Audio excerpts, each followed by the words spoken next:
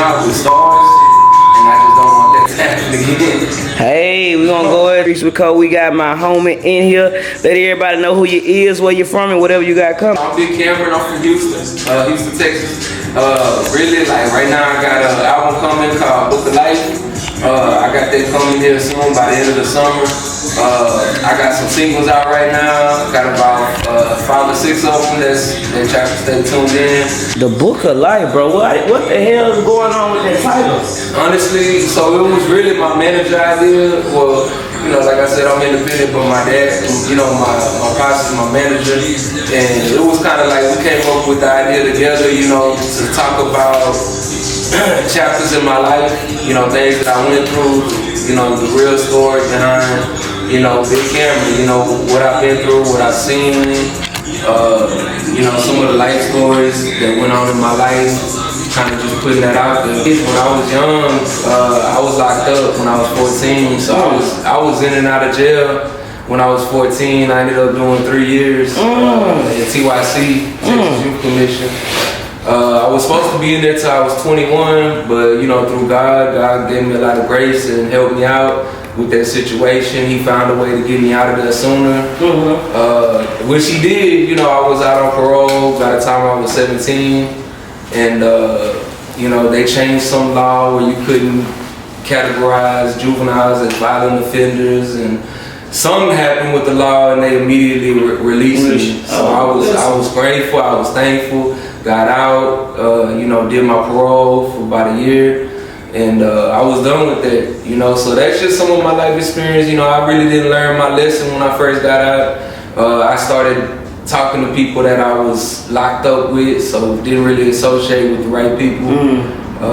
What you ain't got in trouble for, like at 14? What were you, misguided or wrong crowd or? Wrong crowd, yeah, hanging out with the wrong people, and I don't really want to speak about everything I got caught up for, but it was a lot.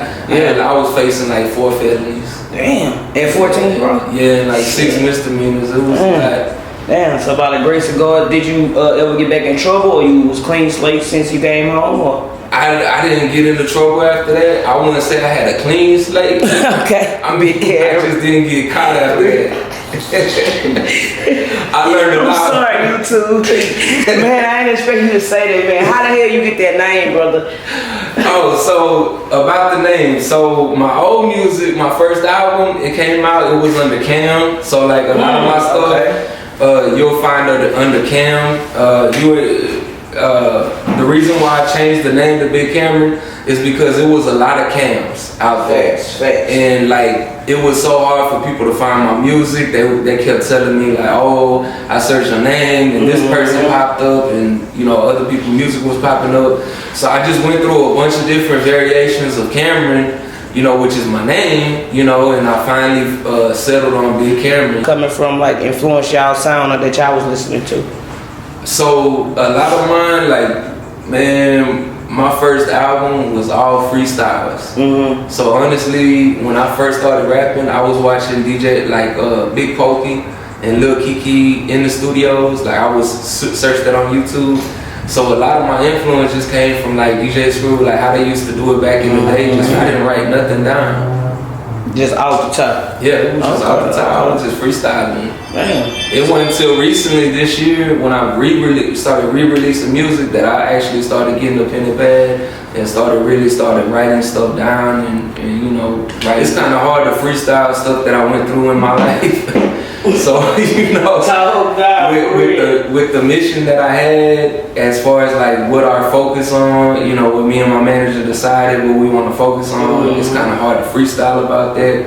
I mean, I freestyle some parts of the song still, like the chorus or the hook, or you know, like certain parts of the verse I might freestyle, but most of it's all like written down because you know I have to really think about what I want to say. Honestly, like when I got the song on P Valley and you know the deal with Stars,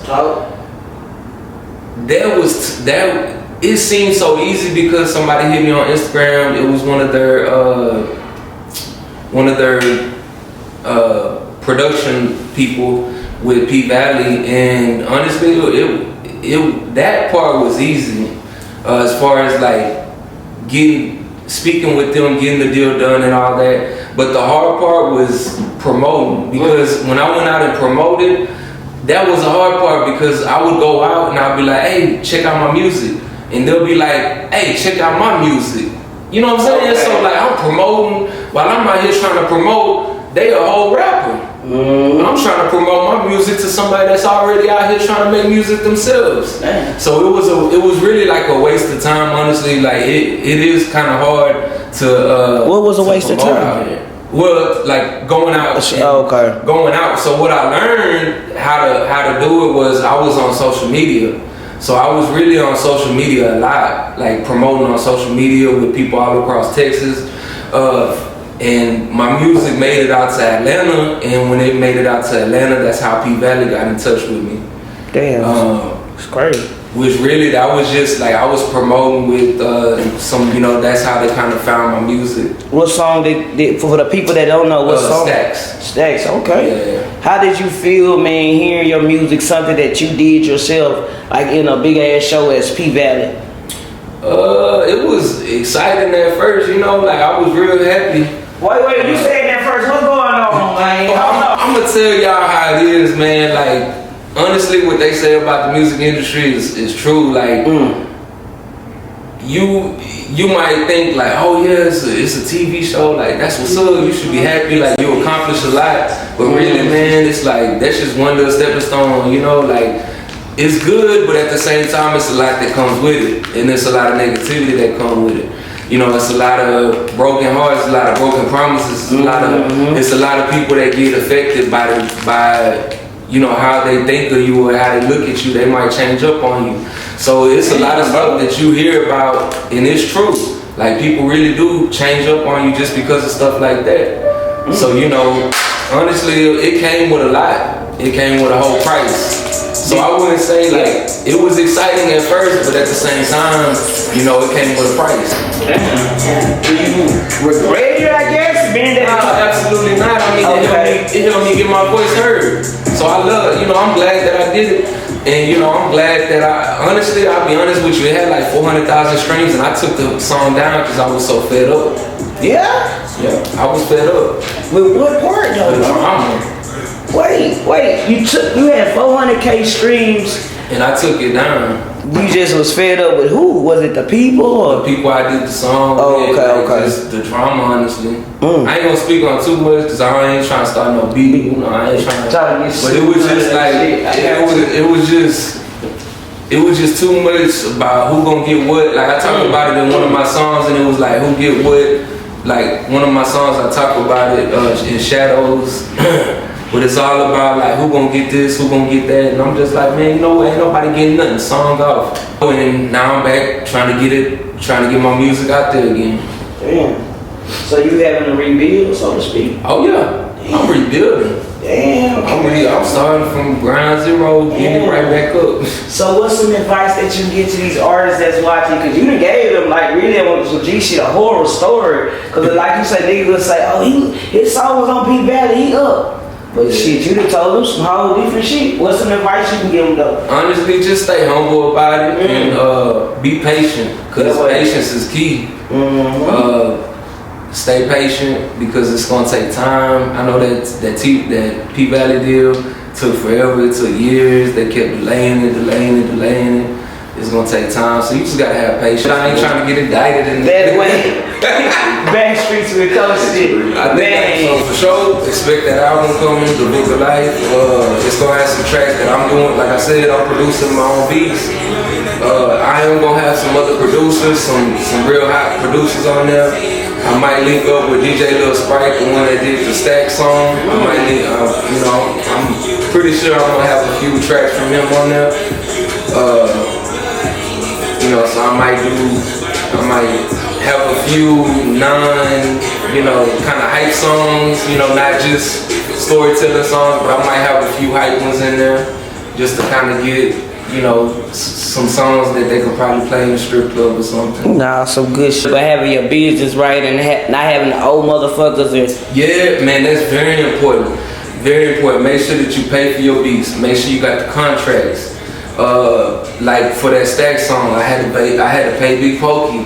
You know, I had to pay the beat, the producers, or you know, the producer. I had to make sure he was in on the publishing deal. You know, I had to read through the contract to make sure who gonna get what. Who gonna get this much, who gonna get that much.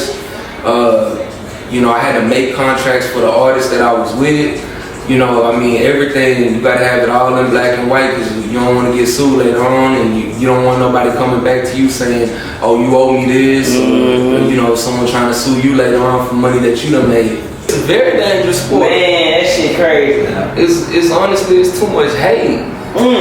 It's like, it's a lot of hate, you know, it's a lot of like, people just like, people probably look at me like, dang, my song better than his stats. Why my song wasn't on no TV show? You know, like, it's just a lot of hate. Another hidden talent, bro. Talk about, man, if I knew that, I would have got you to chop me up, man, being a barber, bro. We could have did the interview in the barbershop type shit, but that'll be on the next one, man. But talk about that. That's honestly like, oh, okay, so look, when shout out Trends Barbershop, right down the road. But you know what? Like, honestly, for real though, hey, they really helped me out a lot. But for real though, like, if it wasn't for barbering, I probably wouldn't be rapping right now again. Ooh. Because it helped me tap back into my artist. Okay. It like helped me get back into the part where I was like, you know what?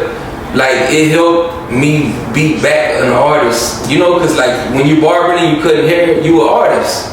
Like, you want to make it look good, and you know, so I started cutting hair. Yeah, I got more focused and, you know, detailed, and I'm loving how it looks after. I'm like, yeah, I made him look good, or you know, he look fly now.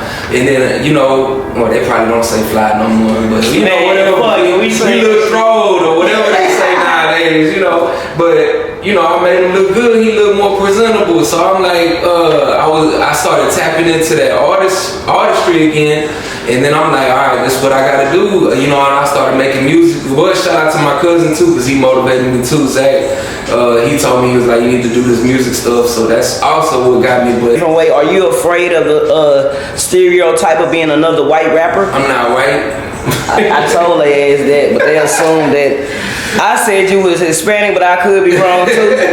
It's cool, I get that a lot because I'm light skinned. I mean, some of my family from Spain. So, you know, it's light complexion. If you don't really, like, if you really don't know the Hispanic heritage, then somebody say you look cute. I mean, if you don't know the Hispanic heritage and all that, you ain't really gonna know like why I'm so light complexion. Right. But I'm really just like, you know, I'm just a person. I feel like if you feeling me, it shouldn't be based on that.